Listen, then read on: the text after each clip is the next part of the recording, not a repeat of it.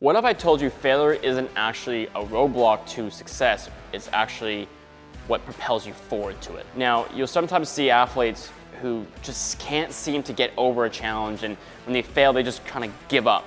Where some athletes, for some reason, gain momentum from it. And for us today, we want to teach you how to actually use failure as a way to create more value and create more skills and create a better version of you through failure, rather than seeing it as something that's bad and something that's going to actually hinder your worth, your value, your confidence in what you can actually do. So today we're going to break down 3 components of what you didn't know about failure. Number 1 is why failure is necessary. Number 2 is why most athletes give up. And number 3 is the difference between productive failure and self-sabotage. My name's Coach Jackson, and my goal here is to help young athletes become a better version of themselves, more resilient, more confident, and just happier. But it starts with athletes just like you. Now, number 1, the first topic we're going to cover today is why failure is necessary. Now, you might think failure is the exact opposite of success, but actually, failure is what helps you gain success. Without it, we can't learn, we can't grow, and we can't become better. So let's talk about the learning loop, okay? Now, what that actually is you're breaking down how failure is used to actually grow. It's 5 stages from taking learning and failing to success. So the first stage is fail. So when you fail at something, you're gonna make mistakes, you're gonna lose, it's gonna feel bad, but it's necessary because if you don't fail, you actually don't know what to improve on. Because the next stage is learn. Because once you fail, you now know what not to do. And now you gotta adjust and figure out what can I do now, which is the third stage of the 5 stages of failure, is now adjusting. Once you fail, then you learn what not to do. You adjust yourself, your tactic, your skills, your work, whatever you gotta do, adjust it so you can get a different result and not fail. And the 4th stage is improve. Because once you learn and then adjust, you get better. You learn from it and you improve. And once you improve, you're gonna get a different result. And when you get a different result, you will succeed. And then the last stage is repeat, right? Those are your 5 steps there. Fail, learn, adjust, improve, and then repeat again. Because every time you fail and then learn and grow and get better from it, you will find a new challenge when you succeed. Success isn't a straight upward trend. You're gonna have ups and downs because you're gonna fail, you're gonna learn from it, and then you'll get a bit better. And then you're gonna learn and fail and get a bit better. So essentially, learning is gonna look like this. It's gonna look like that. You're gonna slowly go up and down all the way until you're here, right? But that's only if you do the 5 stages. Once you fail, so you're at the top here, you fail at something, you're down here now, right? You failed. Then what you're gonna do is you're gonna keep doing the 5 stages where you learn, you adjust, you improve, and then you repeat that process again and again and again until you end up reaching your success or your goal. Now, what people see success as, what they think success should be, is they think it should just be like that. Unrealistic in the real world. And what people think failure is, they think it's just this. That's also unrealistic, but that could be your reality if you don't use the 5 stages properly. If you're failing and then just getting upset about it and then not taking any action to learn from it, you will end up down here. So we have to embrace failure for that matter in order for us to actually succeed. Now, number 2, why most athletes give up. There's gonna be 3 main ones we're gonna cover today. There's probably more, but we're gonna cover these main 3. So number 1 is some athletes will fail because they're too impatient. They can't trust the process. They want it now. And unfortunately, success isn't something you can just get now. That's called entitlement. If you think you deserve success right when you want it, that's because you think you're entitled to it. You're not entitled to anything, any result at all. If you want to achieve success, you have to be patient, you have to struggle, you have to challenge, and over time, you will achieve those results. But you have to be patient.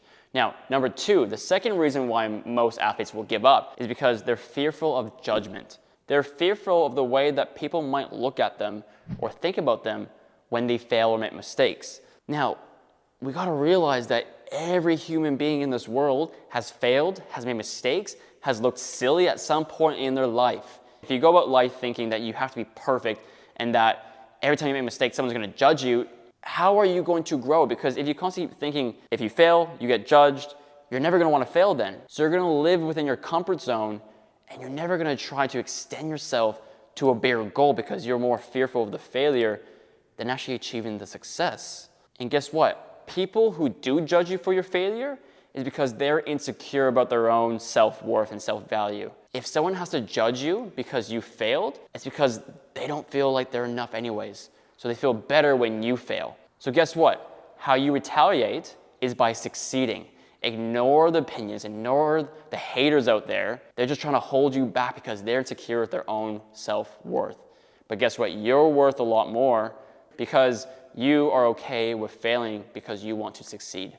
Now, the third reason why most athletes will give up is because they have an emotional reaction to failure. The moment that someone fails, they get really upset and angry, and while they're getting angry, they're actually not going to be able to improve because they're just feeling negative about themselves. If your first instinct is to, oh, I suck, well, guess what? You're never going to actually succeed then. Now, when a baby first learns how to take its first steps and starts learning how to walk, the baby's not going to walk perfectly the first time they go for it. They're going to fall. They're going to stumble. They're going to smack their head. But guess what they do? They don't get upset and cry about it. They get back up and try again. And they fall, they get back up, and they try again. And eventually, they get better and better at walking. Now, it's funny how a baby doesn't have an issue with failing or making mistakes. There's no fear of judgment.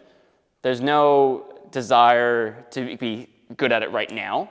They're patient. They'll keep working at it. And there's no reaction to it because they have no actual feeling or anger about failure. They don't even understand what failure actually is. They just know they just fell over, they get back up. As we start getting older and we're no longer a baby, society starts teaching you that failure is bad. How so? Because school teaches you that if you don't do well at this test, you get an F. You suck, you fail. You're not as smart. And the same thing with sports. If you make a mistake, a lot of people will feel that that's a negative thing and teach you that failure is wrong.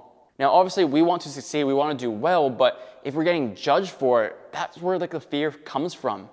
We start developing a fear of failure because society teaches us that it's wrong, it's bad. But if you're able to ignore that and don't let those types of thoughts get into you, you'll start seeing success as something that you have to fail towards. You have to fail in order to succeed. Now, let's move into the last one here. The difference between productive failure and self-sabotage. Productive failure, what that actually looks like is the same thing we talked about before, the learning loop. Are you failing, learning, adjusting, and then improving? If you're doing that, that's what productive failure actually looks like to help you succeed. But unfortunately, a lot of people, a lot of athletes, especially young ones, will struggle with self-sabotage, where they take failure personally. It hurts them. It makes them feel like, oh, I'm worth less now.